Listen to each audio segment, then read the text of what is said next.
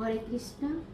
আমাদের জীবনে সবসময় খুশিতে থাকতে হলে আমাদের দুটি গুণ থাকা একান্ত দরকার।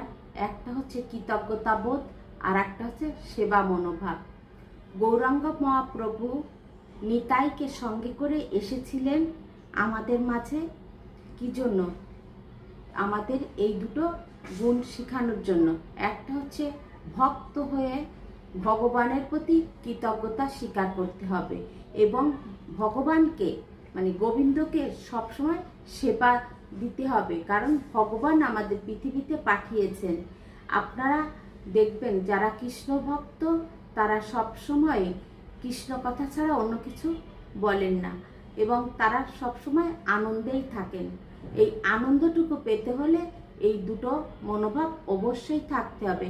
এটা রামায়ণে উল্লেখ আছে। হরে কৃষ্ণ।